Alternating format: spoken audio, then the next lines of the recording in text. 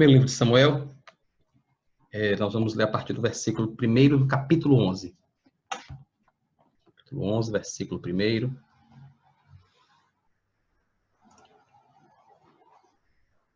Diz assim o texto.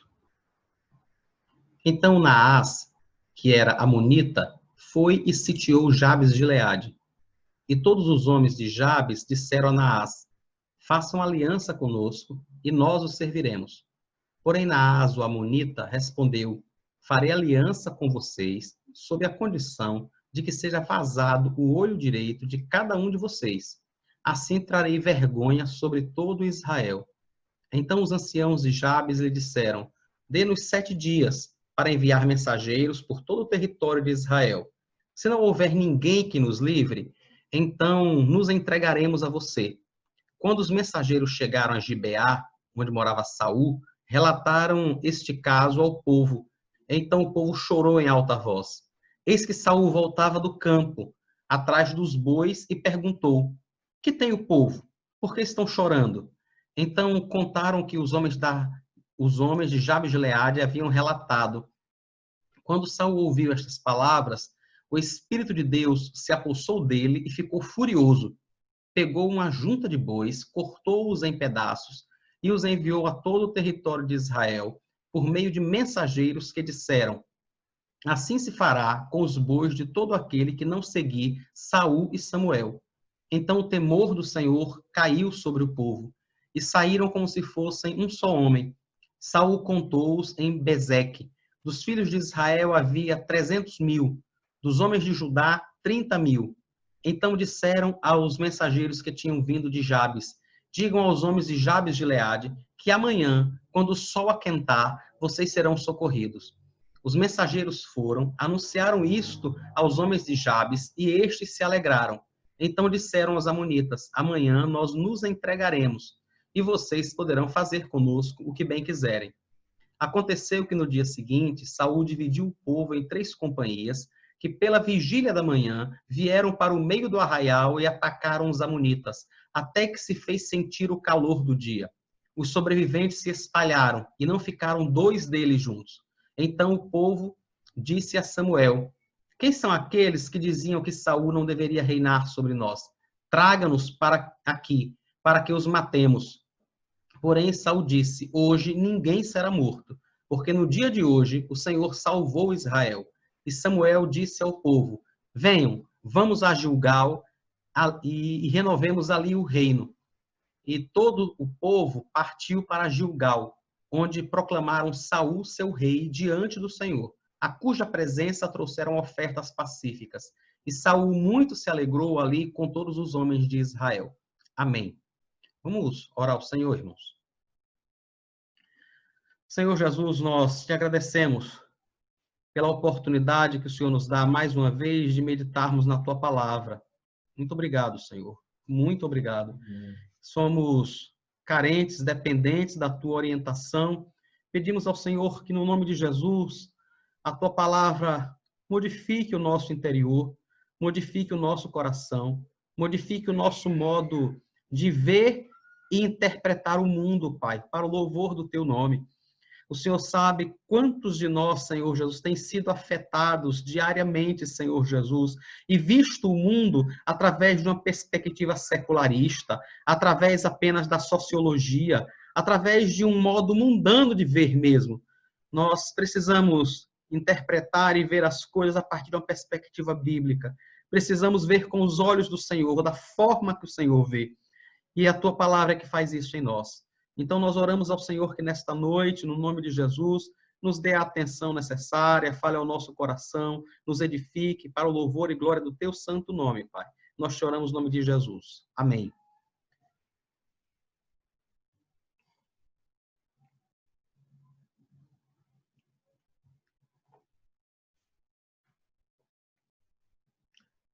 Irmãos, na semana passada, nós vimos o momento em que Saul se torna rei. Era para ser um momento extremamente festivo, mas não foi tanto quanto a gente esperava, né?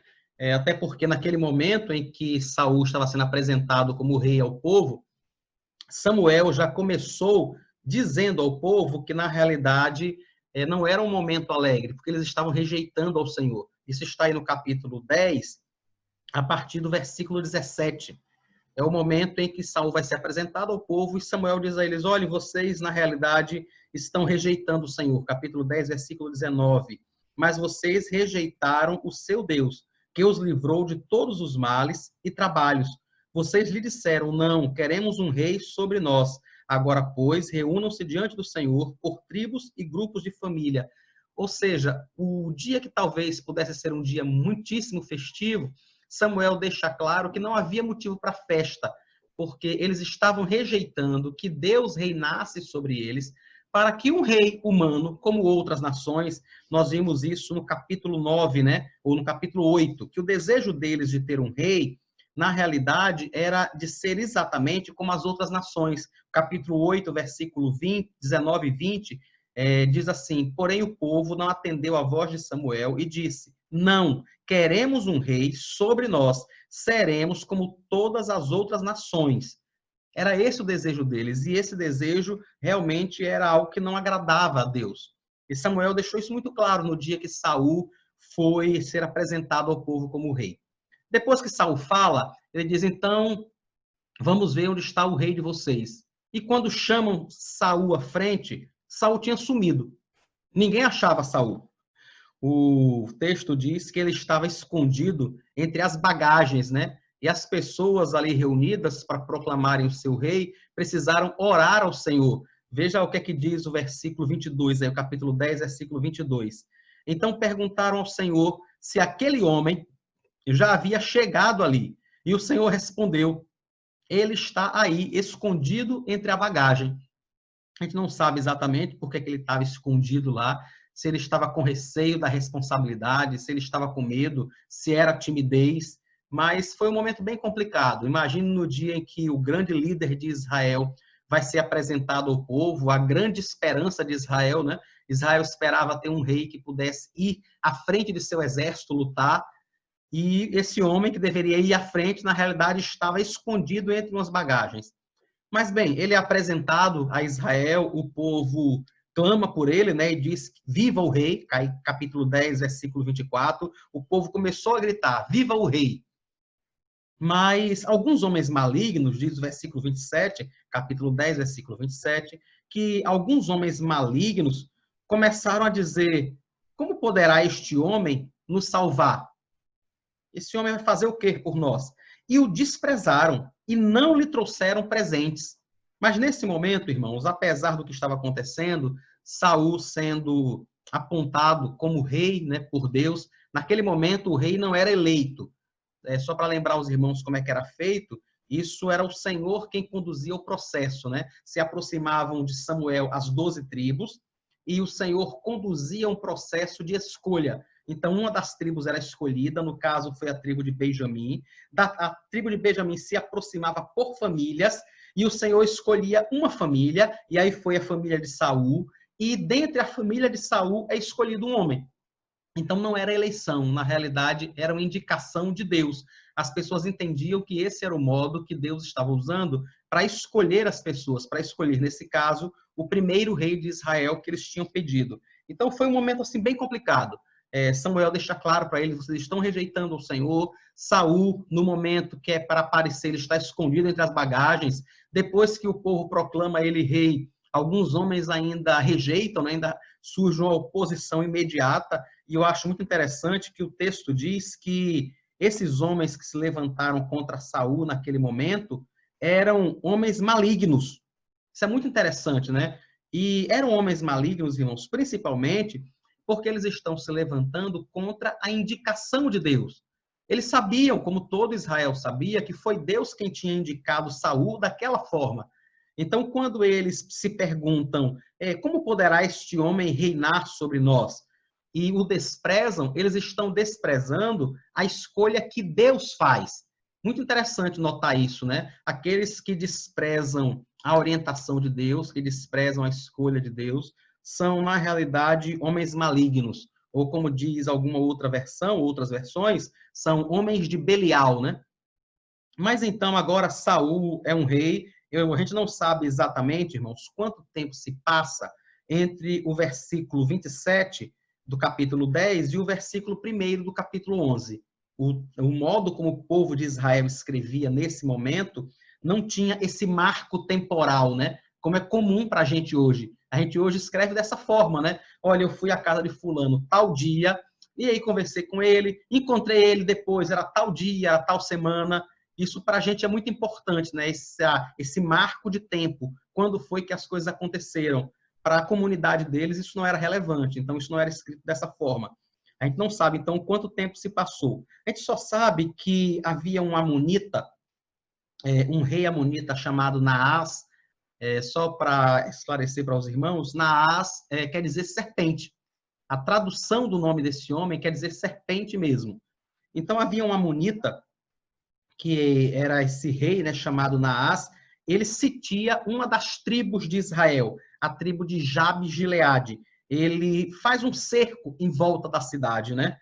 E os homens de Jabes-Gileade simplesmente dizem assim, olha, vamos fazer um acordo para a gente conseguir se livrar daquilo que está acontecendo. Eles tinham que sair da cidade, eles precisavam buscar comida, eles precisavam caçar, eles precisavam buscar água, então eles não podiam ficar presos dentro da cidade, porque eles iam morrer de fome. E aí eles mandam um mensageiro até Naás e diz, vamos fazer uma aliança, faça uma aliança com a gente. E Naás diz assim, tá certo, eu vou fazer uma aliança. A ideia de aliança, irmãos, era de um tratado de paz, né? Vamos fazer um tratado de paz. Agora, que tratado de paz poderia ser feito, poderia ser oferecido por alguém que estava em condição de exigir nada?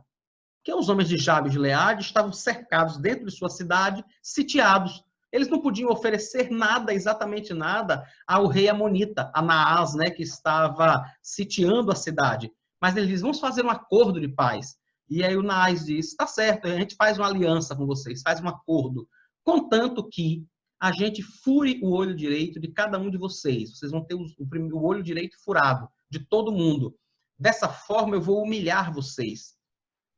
Conta um material que foi encontrado, né, aqueles rolos das cavernas de Qumran, trazem um acréscimo, digamos assim, sobre o que estava acontecendo naquele tempo. Naás não estava fazendo isso apenas com o povo de Israel, mas ele fazia isso com diversas nações ao redor ali. Os amonitas, naquele momento, irmãos, eles tinham muita força, eles tinham um exército muito forte, e eles estavam subjugando cada pequena cidade daquela ao redor, que se chamavam de nações, mas não eram nações no sentido que a gente conhece hoje, né? E Naás tinha esse costume, ele furava o olho direito das pessoas. Por que ele fazia isso? Porque ele queria que aquele exército não apresentasse mais resistência. Você tá com o olho direito, perder um dos olhos, isso prejudica muito a sua capacidade de ver em profundidade. Isso afeta a visão, mas não afeta o suficiente para você não trabalhar. Então, o que é que Naás faz? Ele fura o olho direito para que eles não tivessem condições de serem bons guerreiros, de prepararem a mira com a flecha. Você já tentou mirar em alguma coisa? E quantas vezes a gente vai e fecha o olho, né? Fecha o olho direito ou fecha o olho esquerdo para tentar fazer melhor a mira. Um homem com apenas um dos olhos não conseguiria fazer isso. Não conseguiria mirar corretamente. Então, ele não seria um bom guerreiro, ele não seria um bom flecheiro, mas ele teria condições de trabalhar. E trabalhando, ele poderia gerar impostos para os amonitas. Então, esse era um dos principais motivos para Anás fazer esse tipo de coisa. Os homens de Jabes de Gileade ficam assustados. Eu acho que eles esperavam alguma coisa um pouco mais vantajosa, né? Mas não conseguem. Então, eles chegam para o Naás e dizem assim, olha, dê para a gente 7 dias. A gente vai, na realidade, buscar ajuda. A gente vai procurar alguém que possa ajudar a gente a se livrar de vocês. Se a gente não conseguir, a gente se entrega e vocês furam os nossos olhos. E o Naás concorda. Ele diz, está certo, então vocês têm 7 dias para fazer isso. Para a gente parece um negócio meio ilógico, né? A gente pensar assim, como é que um homem vai dar 7 dias a uma outra nação para que eles procurem alguém para guerrear contra nós? Naás fazia isso, irmãos, porque ele representava o poderio militar da região naquele momento. Diversas cidades ao redor que poderiam de alguma forma fornecer ajuda já tinham passado pelo que ele fez, que estava querendo fazer com os homens de Jabes de Gileade, já tinha furado os olhos dessas pessoas. Muitas dessas nações não iam querer se envolver na guerra de uma outra. Por que é que eu vou deixar o meu local para me envolver numa guerra que é sua? Eu não vou ganhar nada com isso. E outra coisa também é que se Naás desse os 7 dias para eles tentarem, depois de 7 dias, se eles não conseguissem, Naás iria conseguir o que ele queria. Ele iria dominar mais uma cidade. E se ele não desse esses 7 dias, poderia ser que a resistência dentro da cidade fosse muito maior. Poderia ser que aquele cerco precisasse durar 6 meses, 1 ano, 7 meses. A gente não sabe qual é a quantidade de provisão que tinha dentro da cidade. Então era melhor ele deixar dessa forma, porque se Israel, ou se o povo de Jabes de Gileade não conseguisse, eles acabariam com o cerco em 1 semana. Em 1 semana a guerra estaria resolvida. O texto diz que eles mandam mensageiros, né, a Gibeá, que é onde morava Saul, contam isso ao povo, o povo chora, e Saul, que tinha acabado de ser rei, irmãos, ele estava trabalhando no campo, né? O versículo 5 aí do capítulo 11 diz que ele estava atrás dos bois. Então, ele não estava num palácio, não tinha nada de palácio nesse momento. Nem existia rei. Nesse momento aí ainda, irmãos, Samuel ainda era vivo, o último juiz de Israel ainda estava vivo. Saul tinha pouco tempo que tinha sido apontado por Deus, como escolhido por Deus, como rei de Israel. Então não tinha nenhum tipo de estrutura real, não tinha nenhum tipo de palácio. O rei, o que ele ia fazer naquele momento, era mais ou menos o que o povo de Israel disse quando falou para Samuel que queria um rei. Era praticamente um líder militar. Ele não tinha um palácio nesse momento, ele não tinha impostos, servos a seu serviço. O que ele tinha, na realidade, era apenas o povo que queria ser guiado por ele. Ele seria um chefe militar. Quando ele está voltando, né, do trabalho no campo, ele vê o povo chorando, pergunta o que está acontecendo e o povo relata. Agora, irmãos, a gente consegue perceber algo muito interessante, né? Vejam, Saul foi um homem que, quando Samuel ungiu ele como rei, Samuel disse assim: olha, um dos sinais que é Deus quem está fazendo isso é que você vai encontrar um grupo de profetas. Quando você encontrar, o Espírito de Deus vai se apoderar de você e você faça o que tem de fazer. Ele poderia, naquele momento, ter atacado os filisteus, mas ele não fez isso. Depois, quando ele é eleito rei, ele está escondido. Ele está escondido na bagagem. Alguns homens se levantam contra ele, está no capítulo 10, versículo 27, né? Alguns homens se levantam contra ele, mas ele se faz de surdo.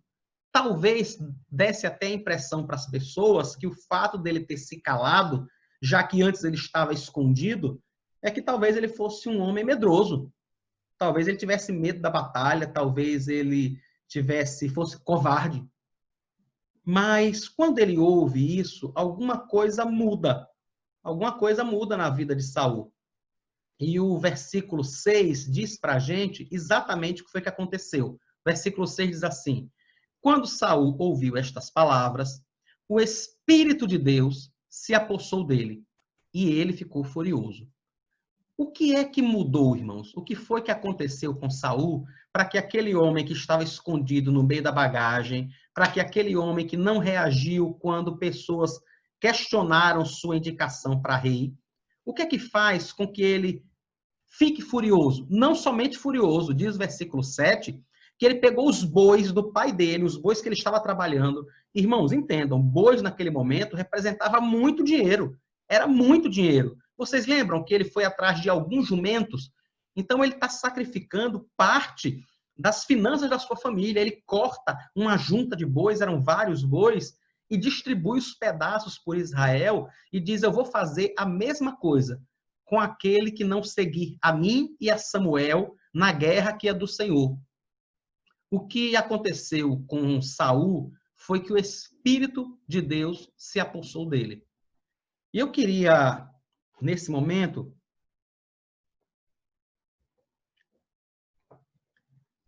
nos lembrar, irmãos, que só quem transforma pessoas em líderes de verdade, que honra o nome do Senhor, que guia o povo do Senhor, é o Espírito de Deus.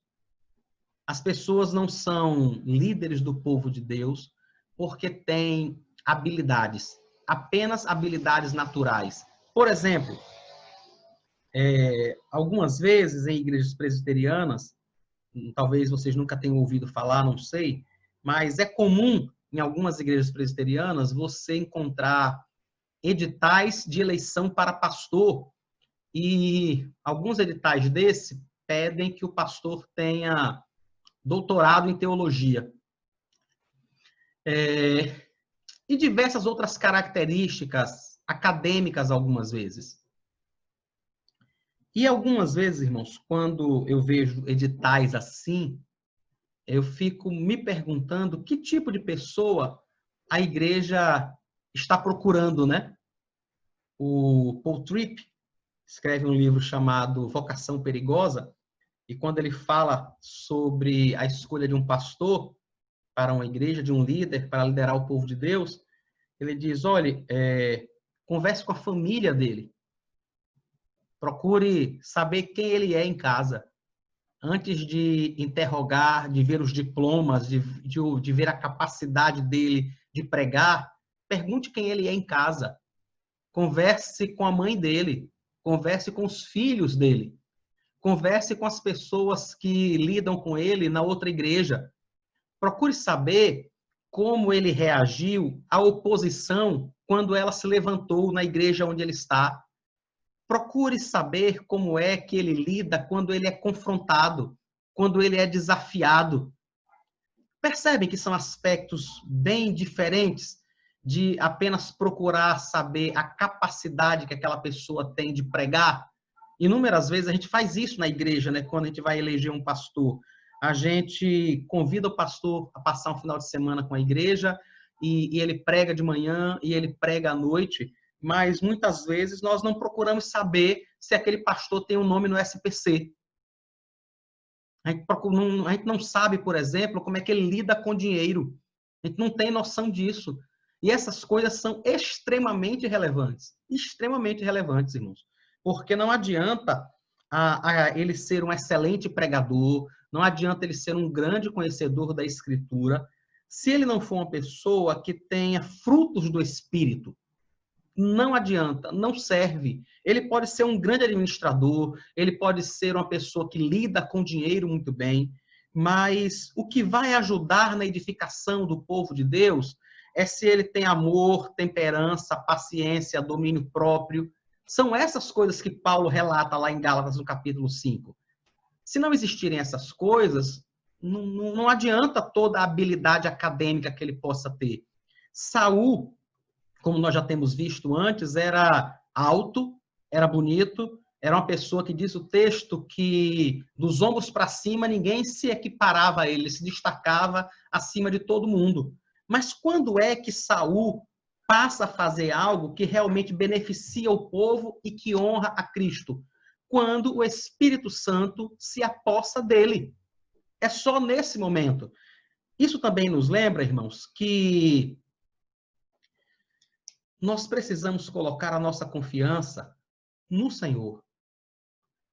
Não em nenhum tipo de líder, qualquer que seja, qualquer que seja. E quando eu falo dessa confiança, eu não estou falando, irmãos, de você não confiar no seu pai, de você não confiar na sua mãe, de não confiar no seu marido, de não confiar na sua esposa, de não confiar nos presbíteros, nos diáconos da igreja. Eu não estou falando desse tipo de confiança que é natural e esperada que nós tenhamos uns pelos outros. Isso deve existir mesmo. É preciso que você confie no pastor da sua igreja. É preciso que você confie na sua esposa, que você confie no seu esposo. Isso é necessário.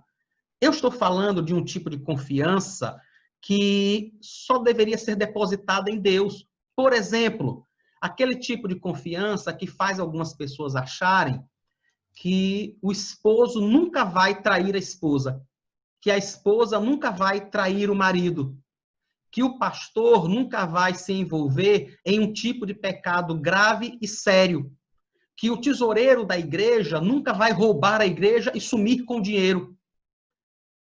A gente, quando fala essas coisas, parece que as pessoas dizem assim, não, isso não pode acontecer. É esse tipo de confiança que nós não devemos ter, porque essas coisas podem acontecer. Eu e você podemos fazer essas coisas, porque nós somos seres humanos, nós somos pecadores. É isso que eu queria que nós entendêssemos. Quem habilita pessoas para liderar o povo de Deus é o próprio Deus. E essas pessoas são falíveis. Nós vamos ver isso, irmãos, logo, esse período de glória de Saul, esse período que Saul serve a Deus de forma tão grandiosa e abençoa o povo, é um período curto. Logo se acaba. O momento em que há mudança é quando o Espírito Santo se apossa dele. Ele fica furioso, ele entende que tem que fazer o certo, ele entende que tem que reunir Israel contra Naás para libertar os homens de Jabes de Gileade. Aquele homem que tinha se escondido lá na bagagem, agora é uma outra pessoa, ele convoca o povo. Ele, inclusive, ameaça. Ele diz, olha, se vocês não vierem comigo e com Samuel, nós vamos cortar os bois de vocês, como nós estamos cortando esses bois aqui. É muito interessante, é muito abençoador ver o modo como Deus atua. Irmãos, a Bíblia diz que o Senhor fez tudo dele. É tudo para ele, é tudo por meio dele, é tudo para a glória dele, é tudo para o louvor dele. Deixa eu ler aqui para vocês o texto que nos mostra isso e que é maravilhoso. O texto diz assim, Romanos 11:36. Porque dele, e por meio dele, e para ele são todas as coisas. Ou seja, tudo é dele, tudo é por meio dele, tudo é para ele. E aí Paulo termina o texto. A ele seja a glória para sempre. Amém. Vejam, o Espírito de Deus se apossa de Saul e Saul faz o que tem que ser feito. Ele se irrita com a injustiça e ele resolve fazer alguma coisa. Mas é o Espírito de Deus também, irmãos, que atua no coração das pessoas para que as pessoas o sigam. Vejam que interessante. O que é que diz aí o final do versículo 7? Então, o temor do Senhor caiu sobre o povo e saíram como se fosse um só homem. Irmãos, o povo não ficou com medo de perder o seu gado. É muito interessante, é muito relevante notar isso. Saul disse, eu vou cortar o gado de vocês em pedaços, se vocês não vierem. Mas o texto deixa muito claro para a gente, o Espírito Santo fez registrar assim na Escritura, para nossa edificação, que o que fez o povo se reunir como um homem e seguir a Saul foi o temor do Senhor que caiu sobre o povo. Vejam que interessante, é Deus quem opera o querer e é Deus quem opera o realizar. Foi Deus quem indicou Saul como rei. Foi Deus que enviou o seu Espírito, que se apossou de Saul, para que ele pudesse fazer o que é certo, para que ele se tornasse o líder que Deus queria que ele se tornasse. E é o próprio Deus que motiva o povo a seguir o líder que ele levantou. Percebem que não há por que nenhum de nós nos gloriarmos de nada? Não tem porquê, irmãos, o pastor de uma igreja, o líder de uma igreja, se gloriar porque ele tem feito o que é certo. Não tem por que se gloriar, porque ele só faz o que é certo, porque o Espírito Santo se apossou dele. Do contrário, ele não faria, irmãos. Não faria, tenha certeza disso. Não tem por que o líder da igreja ou o povo da igreja se gloriar porque tem seguido a orientação do homem que Deus colocou naquele lugar. Não tem por que se gloriar. Porque se o temor do Senhor não cair sobre o povo, não cair sobre o coração do povo, o povo não segue. Não adianta, não segue.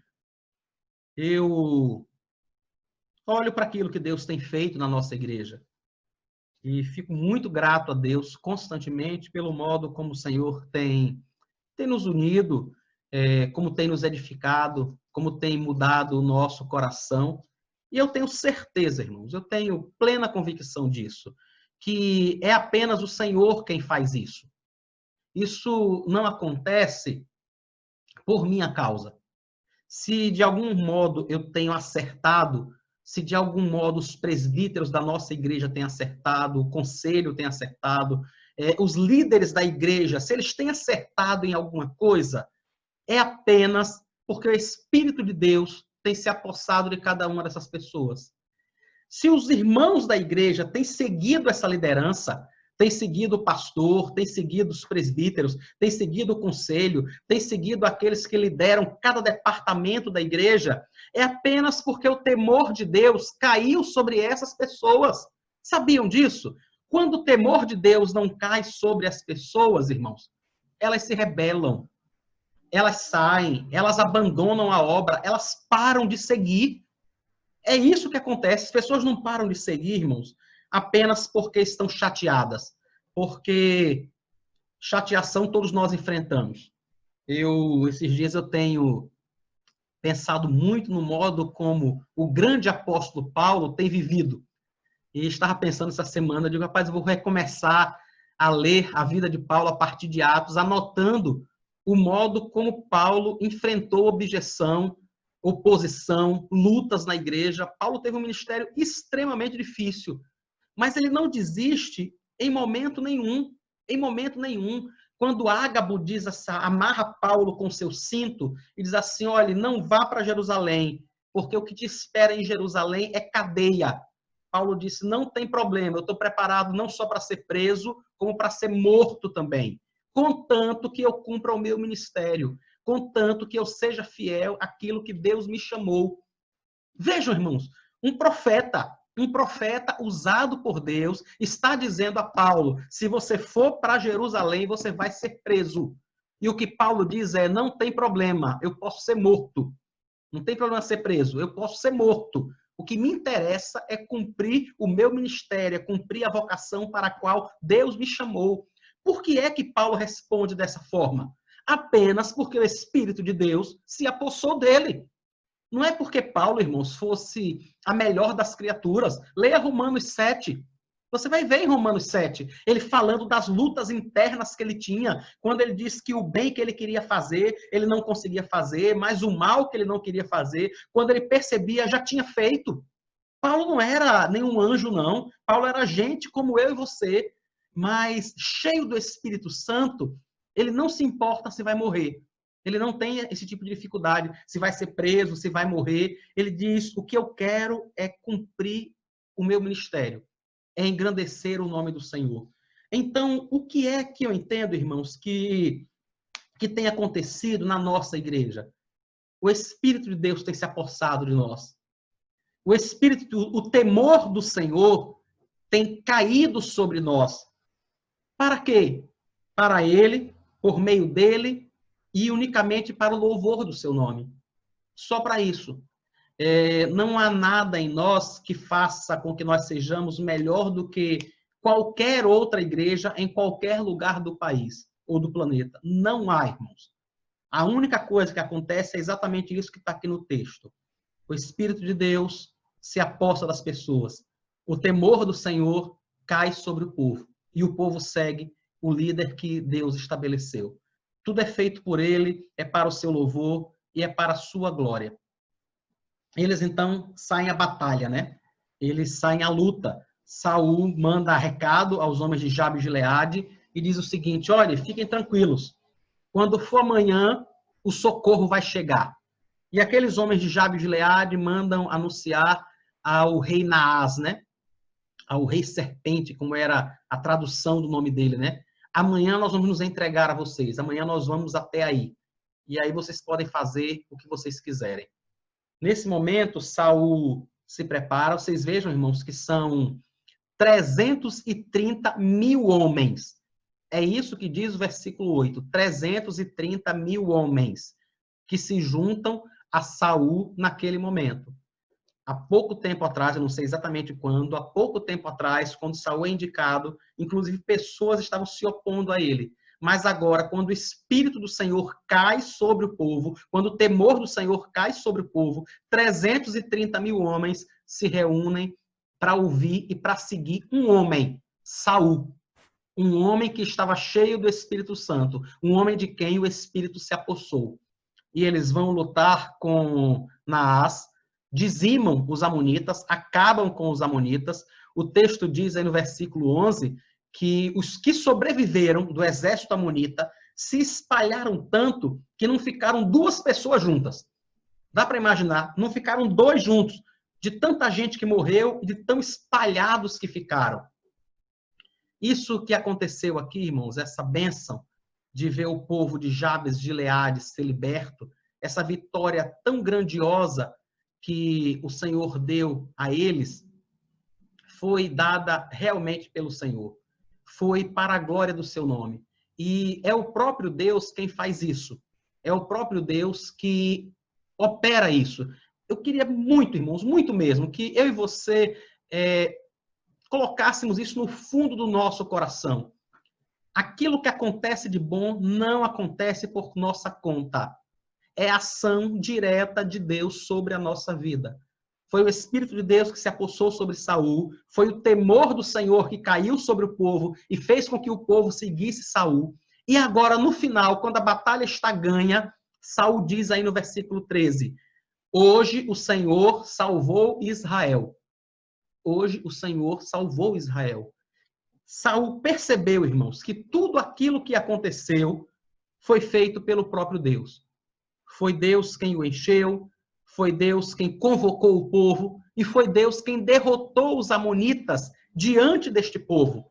É Deus quem opera o querer, é Deus quem opera o realizar, é Deus quem faz todas as coisas para o louvor e para a glória do seu santo nome. Naquele momento em que a guerra está ganha, alguns homens procuram Samuel e dizem assim, vamos atrás daqueles homens malignos que não queriam reconhecer Saul como rei. Vamos matá-los. Mas é o próprio Saul, que nem espera Samuel responder, é o próprio Saul que diz, hoje ninguém vai ser morto. Ninguém vai ser morto. Entende, irmãos? Nem vingança Saul não queria. Nós vamos ver um pouco mais adiante o modo cruel, satânico, demoníaco, como esse mesmo Saul persegue Davi por anos e anos e anos e anos e anos a fio. Saul reinou por 42 anos, irmãos. 42. Mas nesse momento aqui, cheio do Espírito Santo, tomado por Deus, possuído pelo Espírito Santo, nesse momento ele não quer nem saber de vingança. Ele diz, não, deixa estar. O Senhor hoje salvou Israel. Não tem que ninguém ser morto, não. Nesse momento, então, Samuel chama o povo, eles fazem uma renovação, eles renovam ali o reino, eles se alegram, e diz o versículo 15, todo o povo partiu para Gilgal, onde proclamaram Saul seu rei, diante do Senhor, a cuja presença trouxeram ofertas pacíficas. E Saul muito se alegrou ali com todos os homens de Israel. Esse capítulo 11 é muito instrutivo, é maravilhoso, irmãos. Nos mostra o modo como tudo acontece de forma gloriosa quando Deus opera no nosso meio. Quando Deus está enchendo as pessoas, quebrantando o coração. É dessa forma que acontece. Quando isso não acontece, não adianta a gente querer produzir avivamento, querer produzir quebrantamento a pulso. Eu sempre comento com os irmãos, né, que as atividades da igreja, as coisas que acontecem, irmãos, é claro que eu gostaria que todo mundo da igreja e mais alguém estivesse lá. Mas eu sei que só vão aqueles que o Senhor chamar. Eu sei disso. Porque eu não tenho a menor dúvida, irmãos, de que é o Senhor quem tem interesse na santificação e edificação do seu povo. Eu sei que é o Senhor quem leva cada pessoa a participar da SAF, da UMP, da UPH, de cada atividade, de cada culto. É Deus quem leva essas pessoas lá. A gente não deveria se entristecer ou achar que, de repente, nós não fizemos tudo o que poderíamos fazer, a não ser que nós tenhamos sido preguiçosos e irresponsáveis. Mas se nós fizemos tudo que está ao nosso alcance, se você orou pelo evento, você planejou, você se preparou, sabe, você leu, você estudou, você planejou, você organizou, você fez tudo o que você podia, tudo o que você podia. E mesmo assim, não tinha ninguém. Mesmo assim, as pessoas não corresponderam. A gente não deveria se entristecer, irmãos, porque nós fazemos para a glória do Senhor. Fazemos para o louvor do seu nome. Nós não fazemos para que tenha ibope. A gente não faz para tirar foto e postar uma igreja lotada e dizer, vejam, eu consegui trazer esse povo todo à igreja. Porque isso seria mentira. Isso seria vanglória. Quem leva o povo à igreja, quem leva o povo à adoração, quem traz os irmãos a se reunirem aqui nesse ambiente virtual, aqui no Zoom, e ouvir a palavra do Senhor por 37 minutos já, é Deus, irmãos. É só Deus que faz isso. E se Deus não fizer isso no coração das pessoas, elas não aparecem, elas não entram, elas não estão aí. É Deus quem faz. Então eu queria lhe instruir, sabe, lhe orientar de que se coloque diante de Deus, peça a Deus que encha seu coração do temor dele, peça ao Senhor que encha seu coração de desejo de servi-lo, de glorificar o seu nome, de honrar o nome dele, apesar das dificuldades, apesar das lutas que surgem, e surgem mesmo, não são poucas não, mas que você possa fazer como Paulo fez, sabe? Como Paulo disse a Ágabo, eu não tenho problema não, se eu vou ser preso, eu posso ser morto, mas eu vou continuar servindo a Deus. É para isso que eu fui chamado. Nós temos um grande libertador, irmãos. Alguém que venceu a morte em nosso lugar, que é o próprio Senhor Jesus. Ele venceu a morte em nosso lugar. Por isso nós podemos descansar e confiar em sua liderança. Podemos saber que talvez as coisas não estejam muito boas hoje, na nossa igreja, na nossa casa, no nosso trabalho. Talvez as coisas não estejam muito boas, mas elas não estão fora do controle dele. Não estão, irmãos. Lendo sobre esse texto agora à tarde, um autor disse algo interessante. Ele disse, olha, o período que nós estamos vivendo aqui no mundo é o período que os irmãos viveram enquanto o Senhor Jesus não havia ressuscitado. O Senhor Jesus morre na sexta-feira, às 3 horas da tarde, e só vai ressuscitar nas primeiras horas da manhã do domingo. Durante todo o sábado, aqueles irmãos ficaram com receio de que talvez eles não fossem ser socorridos. Eles estavam trancados, eles estavam com medo, eles estavam receosos, haviam matado o líder deles, eles estavam confusos, alguns tinham voltado a pescar, mas no domingo de manhã, tudo isso mudou. No domingo de manhã, a morte não pôde deter o Senhor. Aquelas irmãs que foram ao sepulcro, logo cedinho, elas foram lá para perfumar o corpo de Jesus, como era costume na época. Mas, ao contrário disso, elas encontram o Senhor ressurreto, que diz, olha, diga aos meus irmãos que eu estou indo à frente deles. Diga a eles que vão para Jerusalém, eu vou encontrá-los. O Senhor havia ressuscitado e tudo tinha mudado. Então, nós vivemos esse período aqui nesse mundo, quando o nosso Senhor ainda não voltou. Mas nós sabemos que há um Deus no céu. Ele não está morto, ele não está parado, ele está defendendo a nossa vida, ele está lutando as nossas batalhas. Eu e você podemos colocar a nossa vida e a nossa confiança completamente no Senhor. Sabendo que enquanto nós estivermos vivendo esse sábado, né, que ele ainda não ressuscitou, que ele ainda não voltou para levar a igreja, nós somos amparados pelo seu Espírito. O Espírito Santo está conosco, irmãos, neste período. Até o dia que este mesmo Espírito vai nos elevar ao céu e nos apresentar ao nosso grande general, ao grande Senhor das nossas batalhas, aquele que tem vencido todas as nossas lutas. Como disse Saul, aí no versículo 13, o Senhor salvou a Israel hoje. O Senhor tem salvado a mim e a você. Por isso nós podemos descansar e entregar a nossa vida a Ele, confiando no seu amparo, confiando na sua graça. Que o Senhor te sustente, que o Senhor lhe dê graça. Oro mesmo, irmãos, para que o Espírito de Deus se aposse da minha vida, se aposse da vida dos líderes da nossa igreja. Oro mesmo para que o temor do Senhor caia sobre o nosso povo, de forma que a gente possa se reunir como um só homem, para o louvor, para a adoração ao Senhor, para a proclamação do reino. Que o Senhor te abençoe. No nome de Jesus. Vamos orar ao Senhor então, irmãos. Senhor Jesus, obrigado pela tua palavra. Obrigado pela edificação que ela nos traz. Obrigado porque o teu espírito se apossou de Saul.